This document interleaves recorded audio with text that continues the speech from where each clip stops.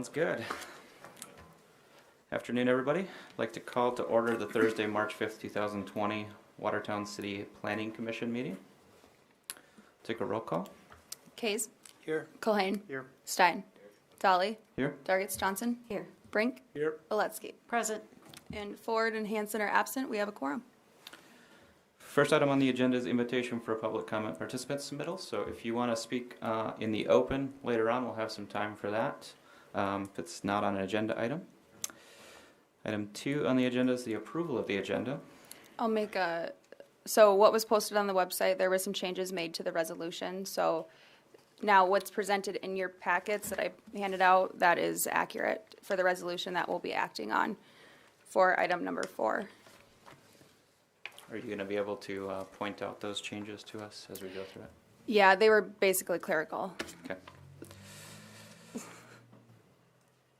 Do we have a motion for the amended agenda?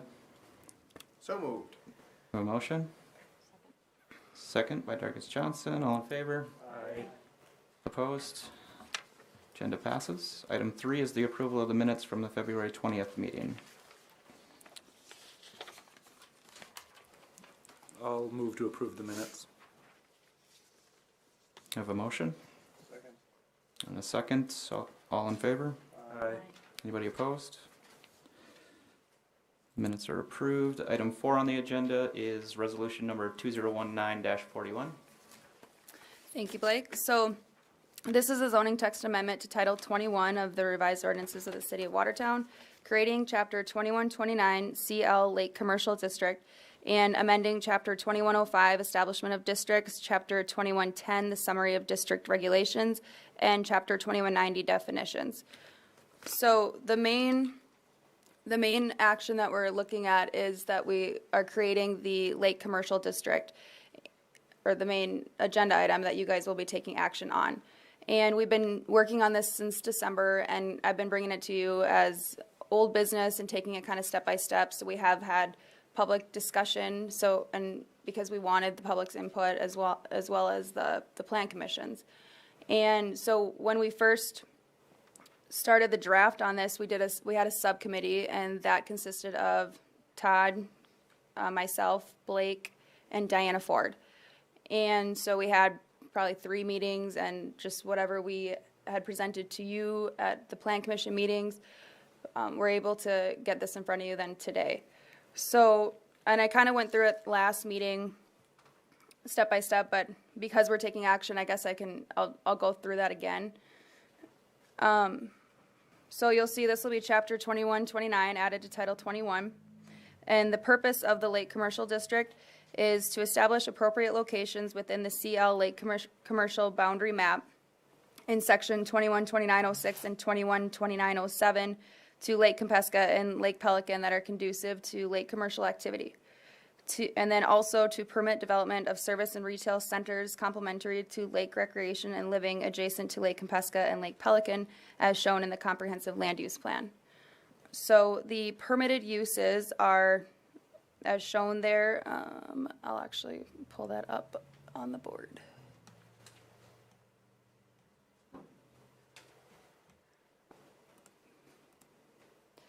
That was the wrong agenda.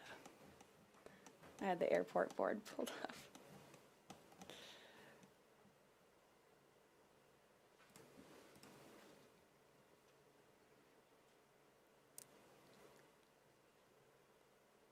Okay. So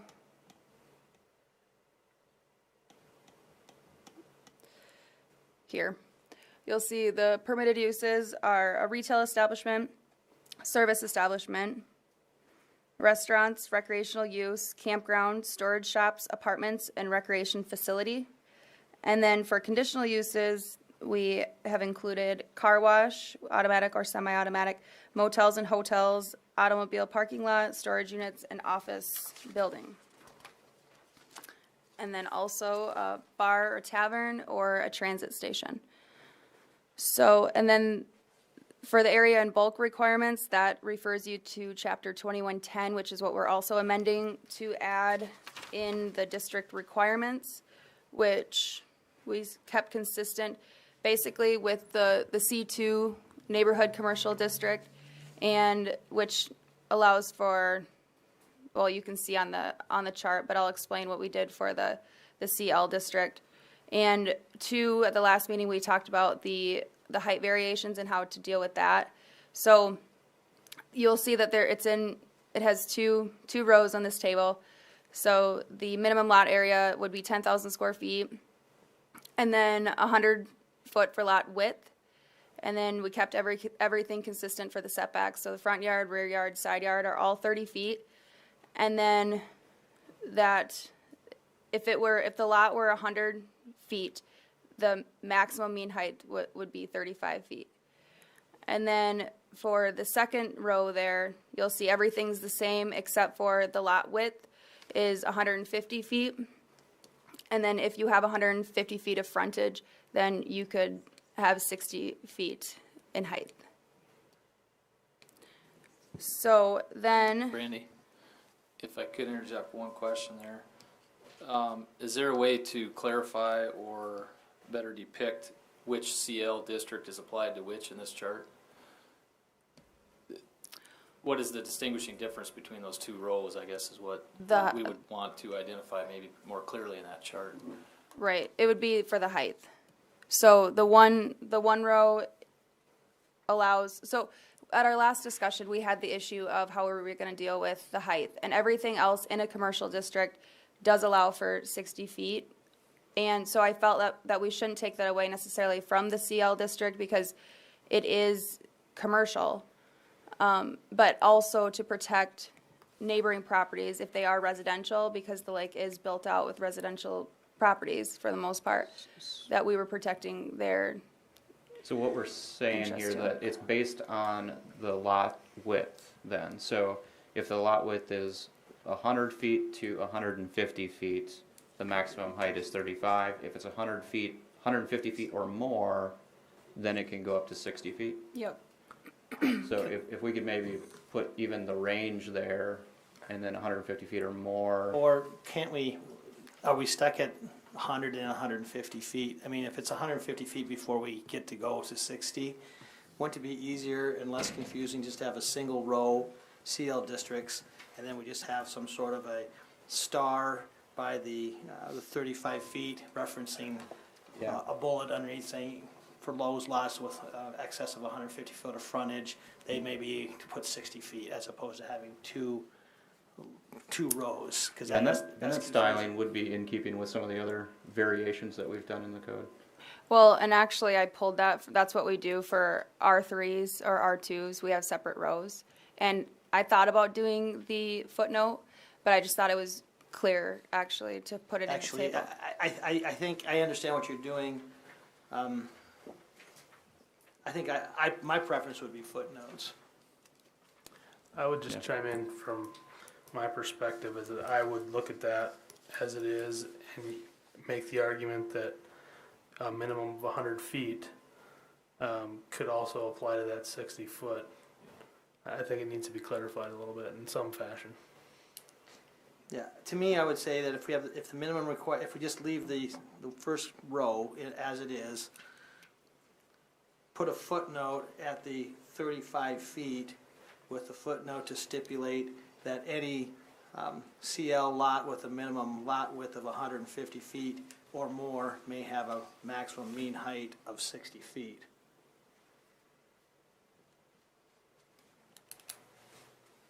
Yeah, that works for me.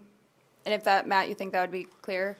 And if that's the intention, and if you guys are I fine would with those. defer to the city attorney to write the language, but if that's what we're thinking, at 150 you go to 60. However we can do it so it's more clear. And I see that I did miss to point out that I did extend that the side yards would be 35 feet. Because 30 feet is already a large side yard, but that would give 10 more feet if they were going to build up to their property line. I think there's probably a way to do it either way. You could maybe clarify it in the chart or a footnote. But if the commission understands the intent and then trusts staff to come up with a way to clarify that, then I think that's where we can meet it, at least for today's purposes. Do we really need to increase the side yard if we're increasing the minimum lot width? Because you're getting that function already by increasing the lot width. There's Not- automatically gonna be an inherent ability to, But not necessarily. If they had a 150-foot lot, they could build still to the 30-foot side yard, putting them closer to, it's at the same on one distance, side of the lot or the other. I'm seeing what you're saying. or on Right. both. What- If it's a long, narrow building. Okay, I get you. Yeah, that's fine. 60 feet's quite high, and if it's next door to a residential, you know, that's throwing a heck of a shadow. You know, if we don't have that extra 5 feet on each Oh. side. I get it. I'm Yeah. with you.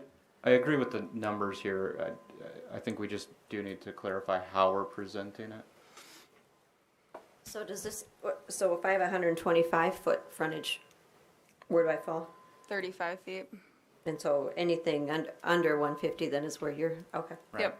Alright. Because that's how we typically look at the charts, and I could pull up the residential one on why I kept it consistent that way, because there's just the different thresholds. My take, and whenever we're writing policy of any sort, it needs to be written for the person who doesn't speak the language. Because I'm, as a builder, as a developer, as somebody who wants to do something, I know I'm gonna go out to the zoning ordinance and do my due diligence ahead of time before I come in, or at least I should at least wanna educate myself.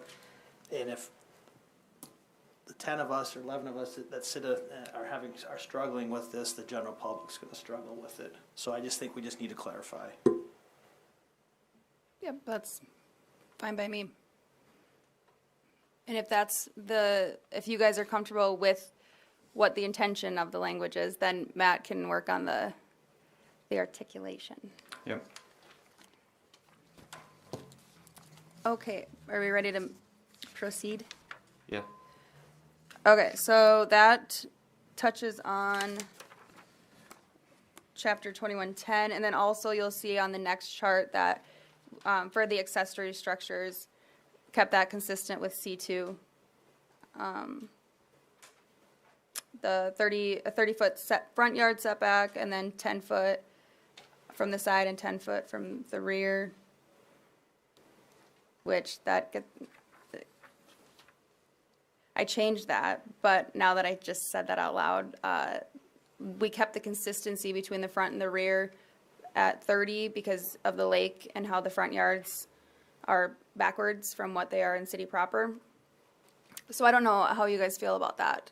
Should we, because if you were putting a shed, I mean, if you were redeveloping a property or just developing a property that was adjacent to the lake or that had lake frontage, then you would have, I guess that could be fine because the property line comes from the ordinary high water mark. Sorry, I'm kind of thinking out loud.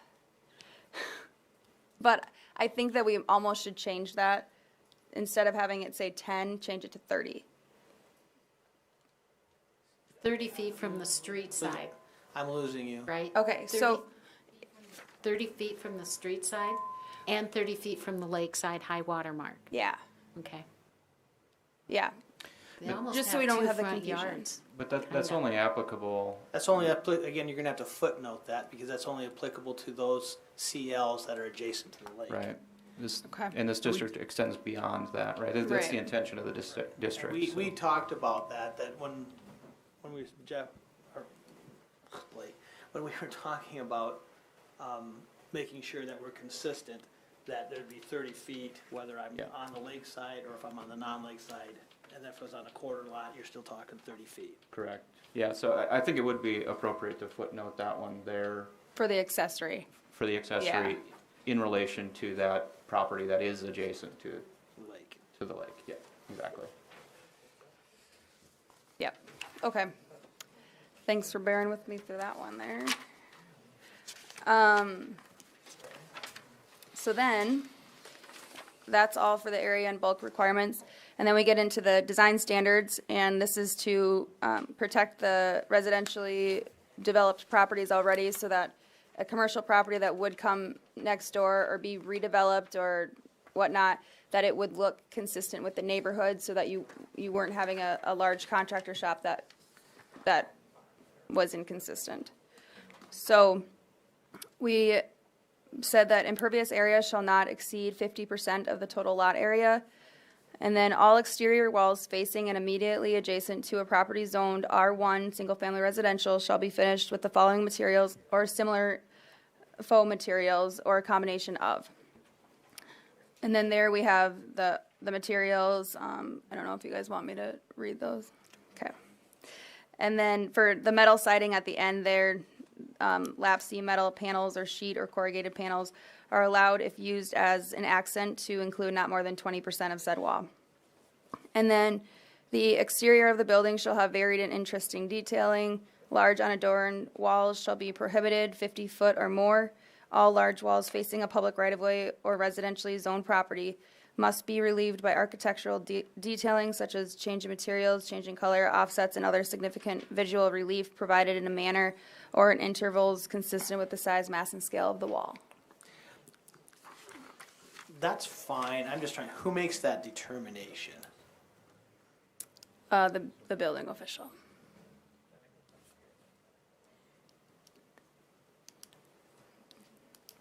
So the building official has a background in architectural design and all those, they're the ones that's the gatekeeper on what the outside of the building should look like. And if they don't like that, then they can appeal that decision to the Board of Adjustment. I suppose. We're always gonna be changing that. It just seems Things very are sub- always it seems very changing on subjective design to and me. stuff, and we're writing this for like 50 years down the road, so you gotta allow for something that might be different, Right. you know, use of material for 50 years from now. Right. The intention here, and I don't think you necessarily have to have a background in architectural design to understand that the intention is to have some variation in the design, so it's not just a big box, right? But we also don't want to spell that out in such a way that it becomes a burden for somebody to try to fit within the narrow confines of what we're defining. So I think we have to balance that a little bit by keeping it vague enough. Yeah. Well, I getting just- the I intention across. The issue with things being vague means then there's discretion gets to be involved in the whole Yeah. deal. And then discretion makes things difficult to defend. And so I like to remove the discretion from the decision-making if we can, as much as we can. I'm fine, I'm not gonna hold it up, but I just think the first time, well, one person does this and then somebody else comes in and they're required to do something different because we didn't like the way the first guy did it the first time. It's no different than a variance standard from a setback. If one guy gets it for 7 and the other guy gets it for 6. It's problematic long-term. I think it's fine to get the ball rolling, but I think in the end it could be problematic. I would say that, you know, you do have a hard line there with the word unadorned. Large unadorned walls shall be prohibited. And then the next sentence, I would say, kind of clarifies the meaning of what unadorned means and what kind of gives you some ideas of what you can do to make yourself not unadorned. But it's something is either adorned or it's not. And so I would say that is a bright line. And actually, I might add too, almost I'm thinking that instead of having the stipulation where it says facing a public right-of-way or residentially zoned property, I think we should change that to say large unadorned walls shall be prohibited when facing a public right-of-way or residentially zoned property. And then period, and then say all large walls must be relieved by architectural. Or instead of large, we could say unadorned, probably. Instead of just saying large, just say all walls, all unadorned walls have Yeah. to be. So that could use some tweaking, and we can do that. We don't have to do that here necessarily, as long as, Is it what you're saying is that all unadorned walls facing a public right-of-way or residentially zoned property are prohibited unless relieved by? yes. That is. No, because it's not an unless, because if they're relieved, they're not unadorned. They're no longer unadorned. If they're relieved by the architectural variations. Okay, But they would be prohibited unless they were relieved. Large walls. Yeah. To Matt's point, that it's just the terminology that would make them not be unadorned. Okay. Right? It's a double negative when you think of it that way. Sounds good. So if we're all in agreement with that language, then Matt can also tweak that. Just so it'd be like saying you can't have a blue car unless it's white. It wasn't making sense. Brandy, I have one question on this section, and I'm sorry if you touched on this already, but in relation to the Gateway Overlay District, is there not more objectivity in there that we could use as a model to plug into this and relieve some of the subjectivity that Commissioner Kays touched on? I'm not sure. Yeah. Do you think that I'm actually not sure, but it's Just an something that idea we that could. we can look into as Yeah. staff and see if there's some more objectivity to that 'Cause- we could help plug into this. I think that this language almost came more so from the RG. Or maybe there is language in the I gateway. think the too. gateway gets pretty specific on percentages and that sort of thing. It Yeah. does, and I think that was part of the discussion too about balancing between what we'd maybe done in the RG with some of the stuff that we did in the gateway. We don't want to shoehorn them in too much. and where I'm at with it is I'm fine with the language as written as long as we understand the scope. I don't want to hold this process up, but it's something that we may have to revisit down the road, and there's nothing wrong with changing policy after you try it a couple times. Right. Throw a little bit of a wrench in here. Do we need the modifier a public right of way or residentially zoned property? Why don't we just leave the first sentence? Large unadorned walls shall be prohibited. Well, And then large unadorned walls, or all walls must be relieved by architectural detailing. because I don't know if we want to really be that strict. Because, well, the reason I suggest that is if they're lakeside, the lakeside would not be public right of way or residentially zone facing. But you could have the biggest wall unadorned, Right. you could have a 100-foot wall unadorned lakeside, and you're going to have a fair amount of people lakeside that would be traveling and traversing it. And I think that part of this whole process, obviously from the street and from the neighbors, it needs to look good. But as we're floating around on pontoons and whatnot, it should look good too. Judging everyone's house.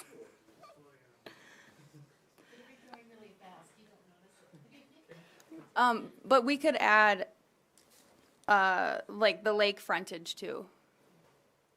To say all large walls facing public right of way, the lake or residentially zoned property. At that point, why don't we just make it all large walls? Yeah, because then you button it down to 99% of it, so No, because the boundary is large. I mean, you could go across the street and then you wouldn't, Yeah. and That, there that wouldn't was be. the thought here. So this isn't just the stuff that's immediately adjacent to the lake. It's in this radius, right? And so if you've got a wall that's facing other commercial development out there, it's less of a concern for us. Because we're looking at the aesthetic to the street, to the lake, to the residential neighborhoods. I think you're fine. But Adding the lakeside to it makes sense though. Yeah. How could we forget about the lake when we're doing the lake commercial district? Isn't the lake public? Isn't it, it's waters of the state. It may be considered public right of way, but I don't know. I wouldn't consider it, in a strict interpretation of public right of way, I wouldn't consider it. I think there's quite a bit of consternation with people in the country of how I access water and what is and what is not public. I don't think it necessarily hurts even if it's redundant though, just to spell it out, so. Yeah.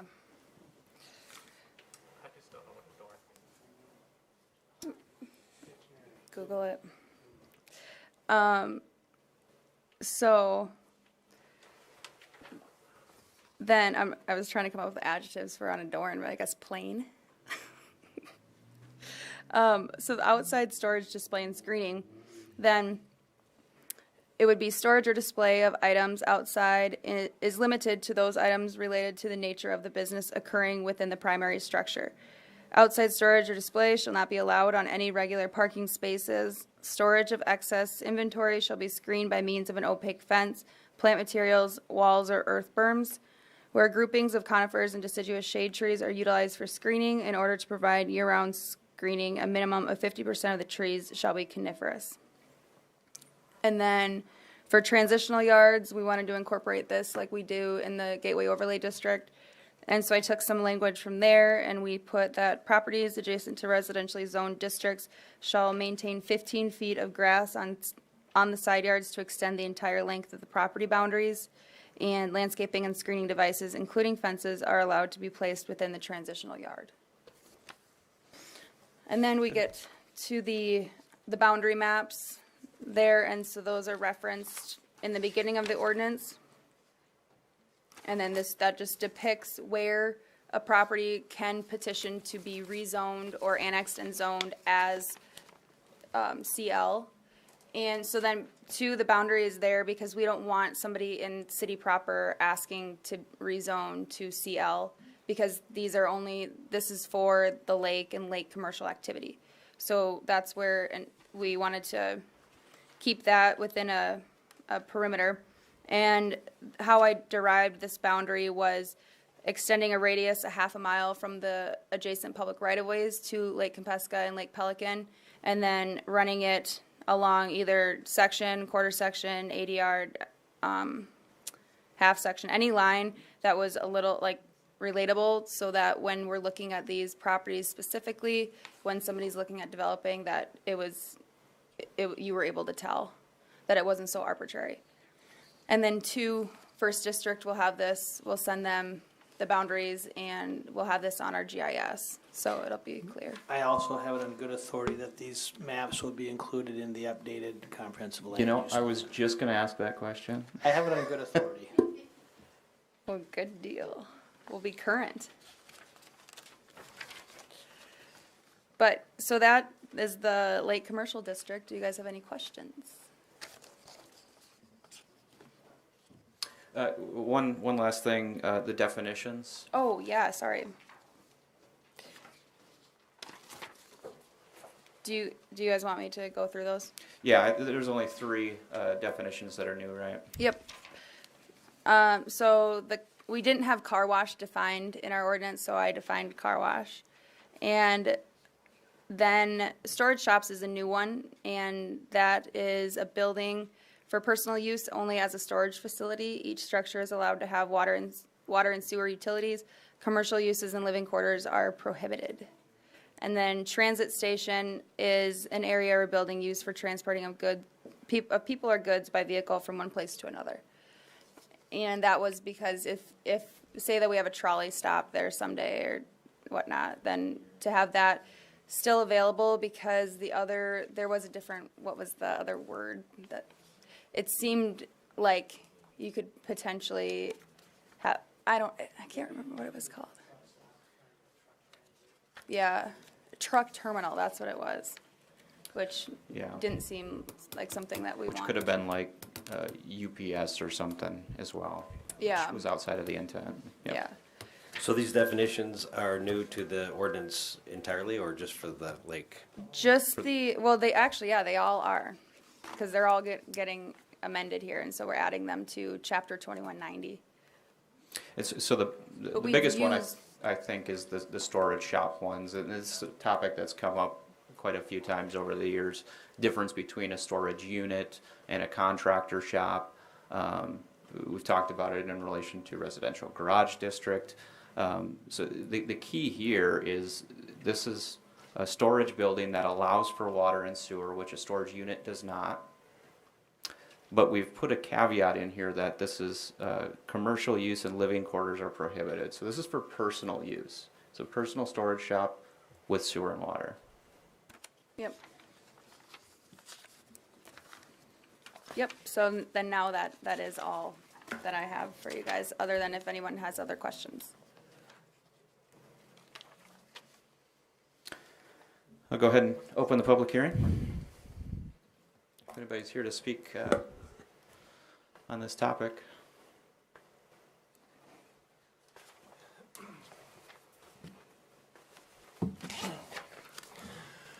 Mike Lawrence. I've been here for a couple of different rezones at the lake, and I just wanted to say wasn't very involved in this at all. Michael Hoyer brought this up, and the staff worked really well on it. I just want to commend. This is something that has been in the works or been worked on for many, many, many years, and it's refreshing to see something like this get actually done and moved forward on. So I just wanted to come up here and say good job to everybody that was involved, and it's nice to see. So, Thanks, Mike. Thank you. Anybody else?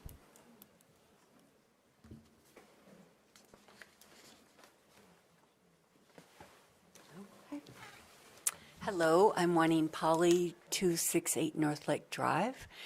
I just have some questions so that I'm clear. The storage shed shop, I don't quite understand why that category's been made. I don't really understand it compared to, yeah. And Blake had kind of touched on it, but so before in our ordinance, we had the storage unit, which was a storage shop, but you couldn't have sewer and water. And then the only thing that we allowed that was storage related was a contractor shop. So, and then that was actually supposed to be used for a commercial business, not personal storage. So then this would allow for somebody to have a storage unit, but we're calling it a storage shop to call it something different, with sewer and water. And what's the benefit in that? Who does this serve? Who does this definition serve? So people that want to have some recreational vehicles in the facility, or if they want to, have limited access to, like a sink and a drain, cleaning fish, we're at the lake here. What we wanted to avoid was the need for those contractor shops, which are really buildings where somebody's running a business out of. We want to be able to serve the need for that recreational personal use type facility that residents and owners primarily are going to be interested in, without opening up the door to somebody doing a construction business out of it across the street. But a storage unit itself could be just that. It's a commercial business where I rent out area to store your stuff. There's no water and sewer hookup. There are no contractor shops in the storage unit. So that's the two distinguishing factors. Yeah, I guess I'm just trying to imagine why I would build a shop and then put this. I'm just trying to understand if this is what this is. It's is not this a like business. making a place for a man cave? I'm going to say it's going to be a lot of man cave.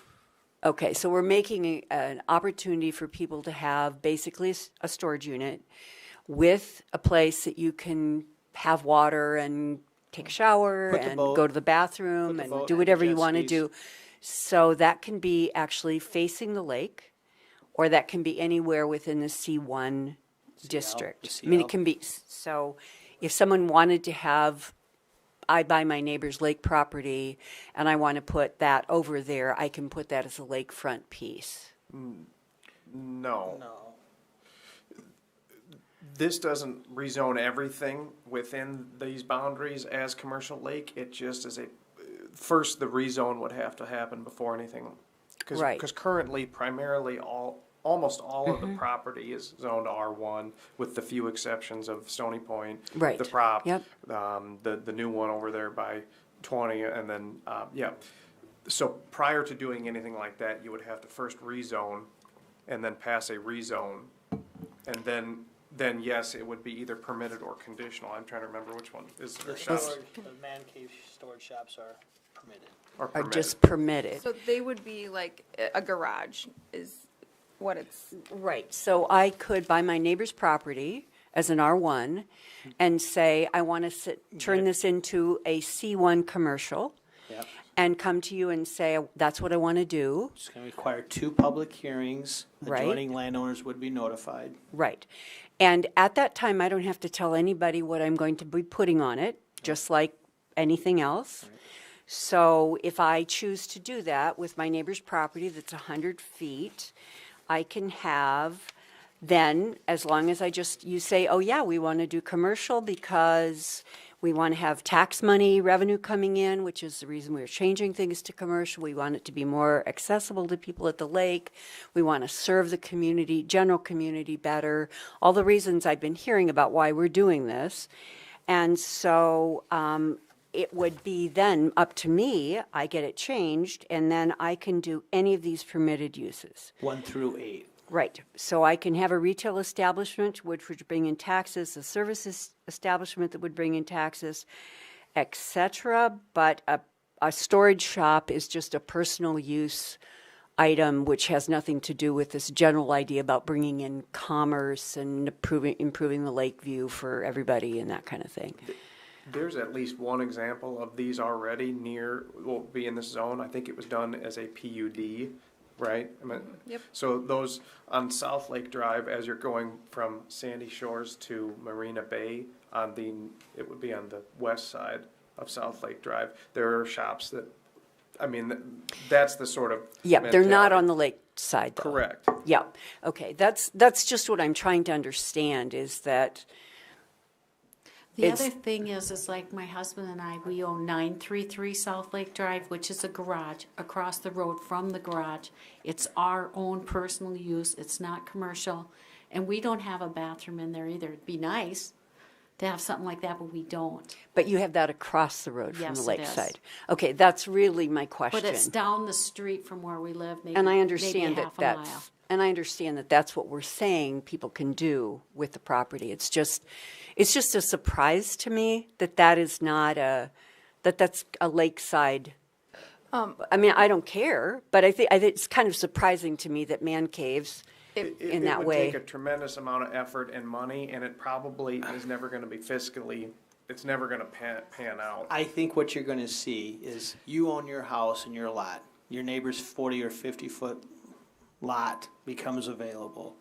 I'm probably going to maybe build my man cave storage shop on that to make my entire property. For me to go out and spend $2,500, $3,000 a running foot to go out and build a man cave is going to be very, very rare. But you also couldn't, unless you had 100 foot of frontage, because you couldn't rezone your property where your residents live, so you couldn't combine them that way. So But that's what I'm saying. I could do that right now as an R1, not have to worry about it. You can put it up as an accessory structure. Put it up as an accessory structure. And do the same. I could do the same thing today in the R1 district, but with a 50-foot. But nobody's going to buy up a commercial lot for this use because you can't have living space in it. You can't run a business out of it, and so it's not economical. What we're doing is we're putting this in the district to serve the rest of the bounds of the district, right? Right. We're not just looking at this area as lakefront because it's not about just the lakefront. I understand that. I understand that, but I just am trying to understand the possibility of the use of this. If I had the money, if I wanted to do it, this is something I could do. And I'm understanding Todd to say, if I want to buy my neighbor's property, I could still do this anyway under the current laws, but in a different way. And also to your point with it facing the lake, it would have to be it would have to meet our design standards for aesthetics. Sure. So that way we're protecting that. Which in the R1 today, there are no design standards. Yeah. So I could. Theoretically possible, highly improbable.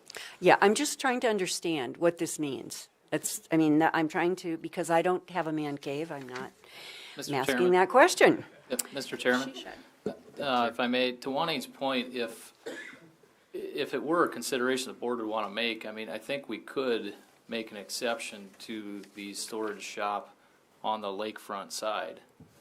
If that were something the board would want to entertain, I think that would address what Juanine is describing as one of the concerns is, do we want this as a primary sole use on a lakeside, lakeshore lot?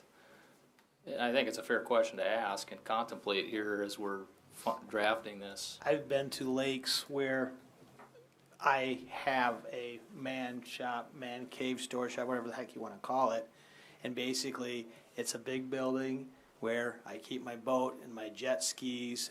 I don't have living quarters there, but I got the things, so when we go out to the lake, we just do there. I park the car on the roadside, I walk in the building, get in the boat, drive out right down into the lake. So I think it's an appropriate use. Again, it's gonna be a very rare use, I think, what's going on. I think I would personally keep it in. And for somebody that's going to rezone and then all of the uses that they could choose, I mean, it's kind of going to be market driven on what they intend to do with the property, but for it to be the most feasible, that's going to be up to them. I don't really see it being an issue either, primarily because of the design standards as well. We've really dialed these in so that any commercial use that we have on here is conducive to a neighborhood setting, right? From the setbacks to the green space requirements, the maximum impervious surface, the types of building materials, everything designed to make whatever the building is inside amenable to a neighborhood setting. So to me, I just don't see the need. Just asking the question, trying to understand what your intentions are. I appreciate it.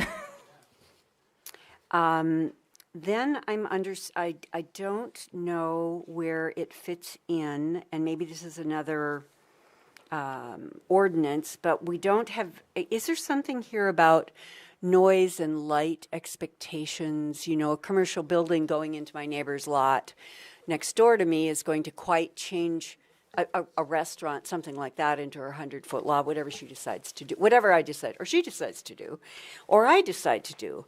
But there are kind of factors about being neighbors other than just how it looks. So is there someplace else in ordinance that talks about that?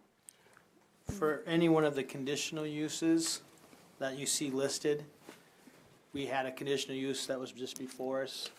We, as a Board of Adjustment, have to look at things such as parking, screening, lighting, refuse, access, all those things. So on any one of those conditional uses, the car wash, motel, hotel, storage units, the office, bar, tavern, transit station, if any one of those things were to pop up, I get the property rezoned, they come back in and ask for a conditional use, we would look at lighting, we could talk about noise and all those types of things. Those things that are listed as a permitted use, they would come in and then they would follow, I'll defer to the city attorney, but if there's any sort of noise issues, it would be a noise ordinance complaint.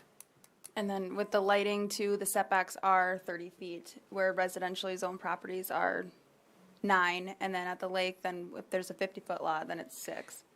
So I'm gonna guess that when staff is looking at the specific site plan, they're gonna look at shoebox lighting and those types of things to ensure that the lighting does not have spillage. Onto the There's nothing that there's an expectation that happened, though. I mean, it's not something that needs to be done. There's no ordinance, that's my question. You're suggesting what might happen, what would be appropriate to happen, but there's nothing that's saying that is what is going to happen, if I'm understanding correctly. In uses 1 through 8 in the permitted uses, I'm not aware of any standard. I guess the question would be, it is something we review when we're looking at a commercial building permit, you do look at that. specifically shoebox lighting. Mr. Chair, there is a landscape and lighting standard ordinance that applies throughout the city that would have to be checked off against. And would this be something in a condition like this, Matt? Because now, I mean, I don't know if your ordinance is really looking at, the new dollar store going on Highway 81, or the new restaurant going up next to my house, or your house, or your house, or your house. I can tell you this, I know that let's take, This isn't about me. no. I just need to ask these questions because I have to say, when I have asked people to come to these meetings who I know are interested, they have said, it doesn't matter what I say. And so I'm just coming to you with these questions because I know people have them, and they're absolutely discouraged from coming here and asking questions because they don't think they can make any difference.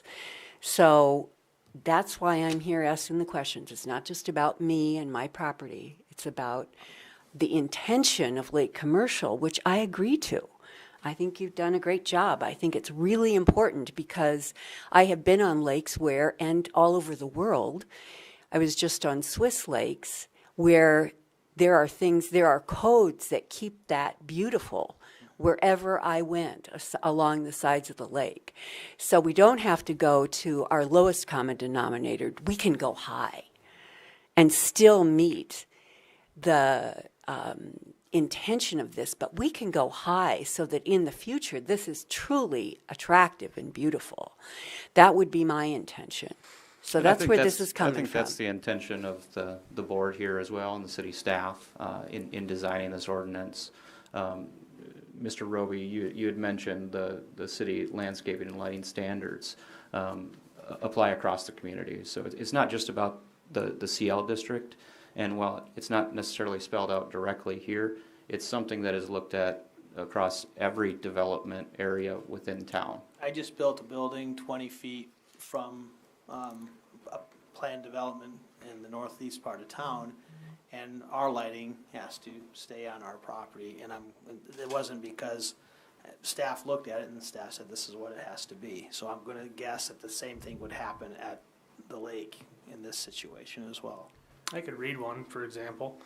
It says, the city requires the use of shoebox-style lighting fixtures adjacent to any residential districts for parking lots. Okay. And where we've gone above and beyond in this district compared to some of the others is really in the additional design standards that we've placed on it, from the architectural look and feel to the increased green space to the transitional yards that we've got in between residential. So not only do they have to meet the same design standards as other commercial lots within town, but we've added additional caveats to ensure that we have that nice aesthetic, that nice neighborhood, the nice lake feel, right? So that is the intention. And I honor you for that, and I have paid attention, that's why I'm here, to the details and how these are different. And I think this is tremendously important. Question, if I am someone who has speaking of the details, the question came up, who, if this isn't meeting standard, who actually responds to this? And I didn't get a clear answer because I heard the question, well, who is the gatekeeper? And how does that action take place? And I just don't know. I'm wondering. So in the, Mr. Chair, if I may, the development review process, if a lot were to be zoned CL, for example, it would have to meet all these zoning section requirements, but there's also the building code requirements and commercial site plan requirements that the city administers.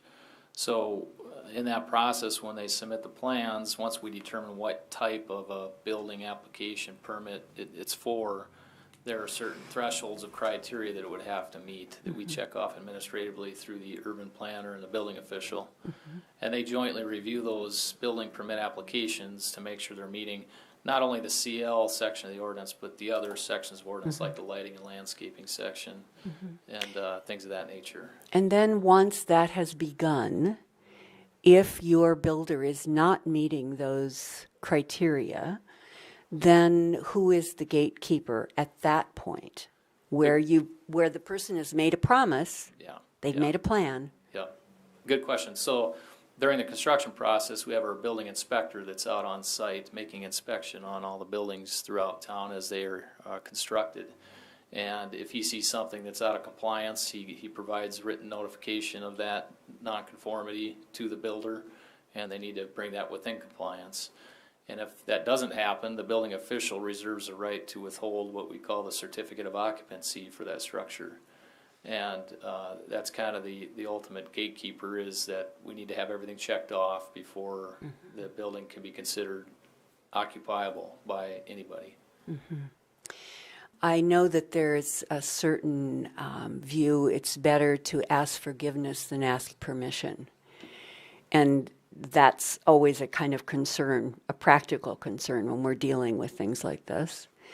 And if I, as a resident, maybe I'm just a citizen. Maybe it's not anything to do with my property, but I'm looking at it and I've been paying attention and I say, gosh, that's not meeting the standard. What option do I have? Does the public, can we be gatekeepers? Well, you can talk to the city attorney, but he can talk to you all about what's something called a writ of mandamus. And it's a court proceeding that you could say, city, you're not enforcing your ordinances. And you can take the city to court and say, enforce your ordinance because your gatekeepers aren't keeping the cows in. But you don't even have to go that far. Prior to that, you can just tell us if there's an issue.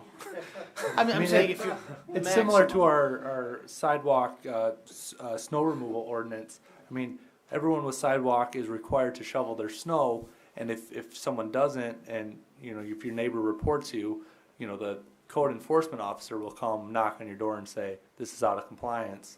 You need to correct it. Right. I'm just saying that there is a maximum way. Hopefully everybody can talk to each other and be neighborly, but there are legal avenues if you don't feel that the city is doing what they promised the citizens that they're going to do. Mm-hmm. Okay, I just wanted to understand what that process is. Let's see. I think I had one other question. So I'm understanding that now this zoning overlays everything at the lake, which allows anyone who has lakefront property to go in and to make a request for that to become a CL property. So it's not an overlay, it's a separate district, but the boundary shows where you could petition to rezone. So nothing has changed. Everything remains the same at the lake. This is just an option now for people to request for a rezone, or if they annex and zone, if they want to come in as CL. Mm-hmm. And so if someone wanted to do that, we would go through the same process of having 2 hearings and notification of neighbors and all of that. Then the question would be, we've made some changes earlier because people wanted to get their properties changed before this happened, and they become C3 properties. Is there any expectation that the C3 properties, which are now inside the lake zone, the lake commercial, maintain these standards? I mean, I know they are still C3s in the kinds of things they could do. Well, there's more options under the C3, and so in many ways, I think if those owners of the C3 or C2 properties that are zoned out there want to, they could come and request to be zoned to CL. But at this point in time, these rules aren't saying that they have to be CL. That wasn't my question. Thank you for that answer, but that wasn't my question. It wasn't clear. My question is, so I have a C3 property, and I want to keep it C3 in terms of the things I want to put on it. But do you expect people, is there any retroactive expectation that the kinds of buildings that they put in, the things that you've thought of so carefully about how the building, the face of the building and how it looks toward the public and how it looks toward the street, will those things at all be considered now that those properties are actually within the C1 boundary? I don't think that we would have, well, and I won't speak for the board, but I would think that we wouldn't have expectations because the council already has approved those properties as being appropriately zoned C3 highway commercial because they are adjacent to a highway. Nor would I expect to apply the standards of CL to those properties. You could use a hockey analogy. Those ones got past the goalie before the rules were implemented. So the rules that were existing at the time of their initial request should be the rules that they get to utilize moving forward. And which is what that's what really catalyzed us getting this CL district in place, is because those requests were coming and we wanted to protect the residential properties that were at the lake because we felt the need for it. So then that's really the catalyst to creating this, even though it's been in the comp plan since 2005 to have a lake district. So. Mm-hmm. Thank you. That's the answer I expected, but I wanted to clarify that that's where we stand with this. Just wanting to understand. Okay, I think those were my clarifications. Thank you very much for your time and being clear. I appreciate it. Thank you. We appreciate questions. I mean, And the involvement. And Absolutely. Any other public comments here before I close the public hearing? Okay. Public hearing's closed.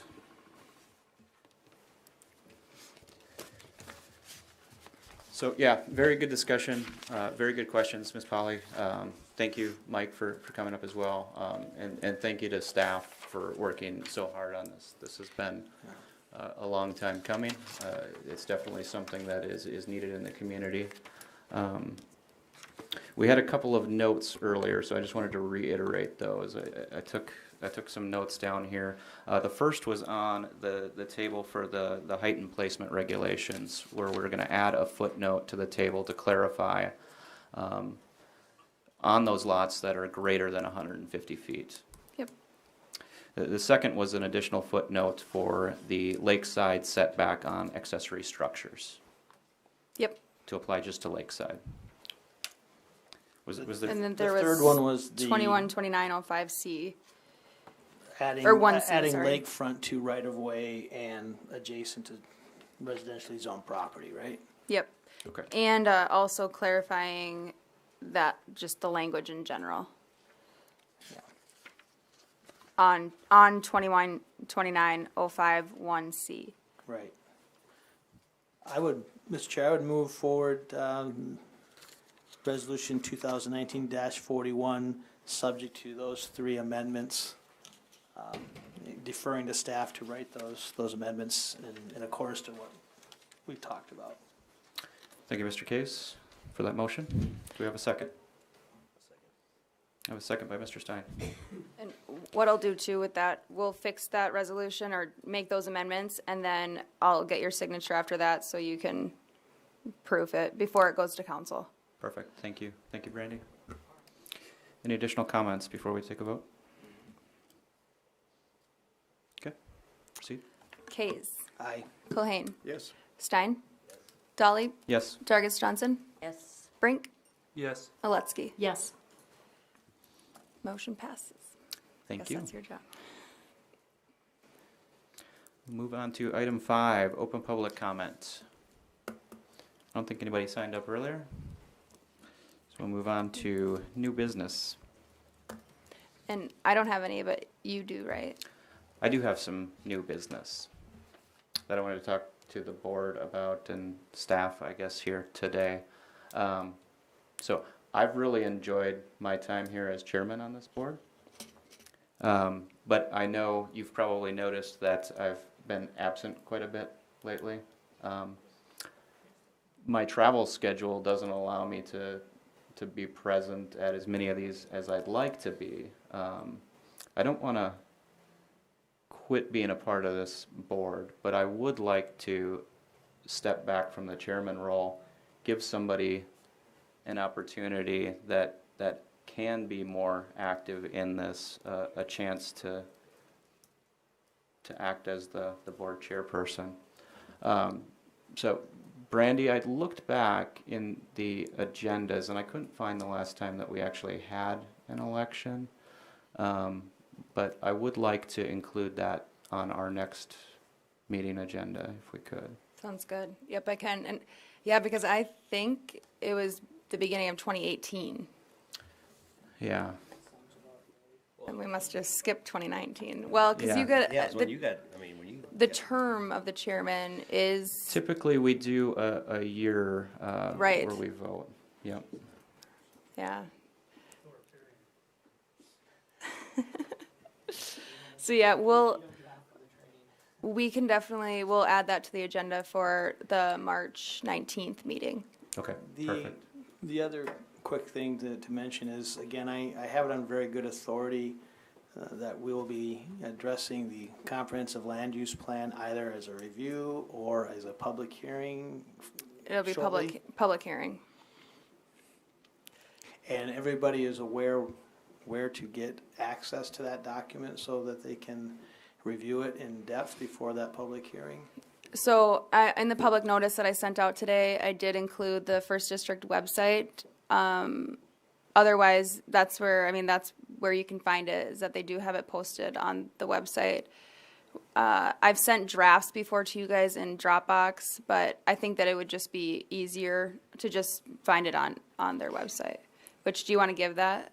I don't, if you went to www.stdistrict.org, and then you go to, up in the upper right hand, you'll see downloads, and you can, I'll help you here, Todd. you'll go there and you can find it. It's there. It's a rather large document, so it's way too big to probably print unless you have a big printer. The other quick thing, again, Mr. Muller has informed me that the CL district that was passed tonight is not a part of that draft, but will be incorporated at the time of the public hearing. Sounds good. Perfect. To where it says links, downloads, and then give it a little second and keep going. So up right there, City of Watertown Comprehensive Land Use Plan. It's smaller than the rest. Well, we've been working on it longer. So yeah, that's where you can access that. And then for other, that's good for just the public to know, to get that out there. And then also I did include that on the public notice as well. That'll be in the paper this Saturday. Yeah, and maybe just an additional plug for this website, because it does have the free use GIS software on there, which I don't think a lot of people in the public know about, but it's really useful information. Right. As we're here, hit GIS Access. Again, for everybody on the board, and you're going to come up to this thing. It's called MapNet. And slide down, and you can see a lot of different counties where there's different GIS websites. We host them. Pull it up, and most everything that the city staff has. There's a few things that we don't put out there for general public review. Is you can zoom in, you can do searches. There's just all kinds of different data. But you can click a parcel, tells you, hey, that's the Pazdicks live there, and there's different information. But the zoning ordinance, the zoning layer, you can see what your property is zoned. It shows you if you're in the floodplain or not. There's just a lot of information that the public, and that's free to the public. And actually, so we'll give a plug for the March 12th meeting. We're going to have a flood prep meeting at Lake Area on March 12th at 7:00 p.m. And that too, we're going to have a handout so that people know about this service, that if they're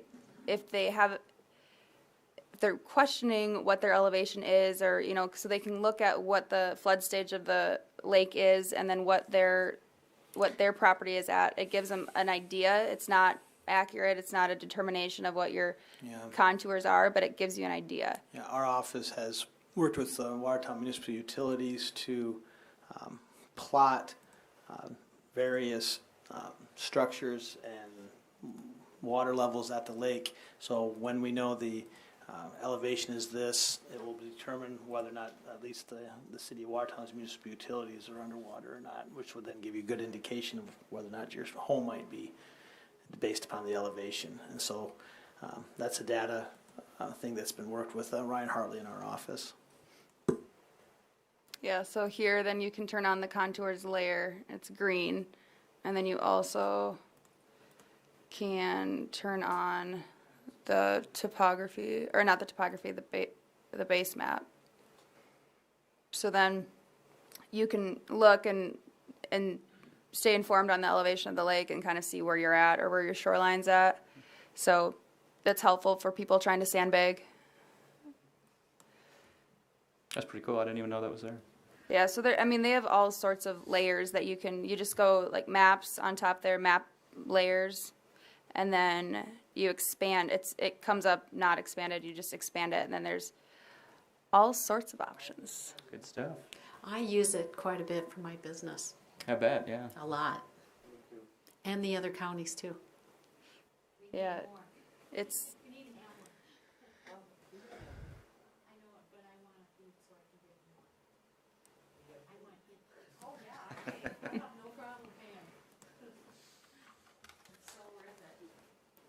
yeah, it is a really awesome service, so thankful for that. All right, anything else in new business? Not that I have. Any old business? Nope, Executive session? nope. Motion to adjourn. A motion by Stein? Second by Dargis Johnson, all in favor? Aye. We're adjourned.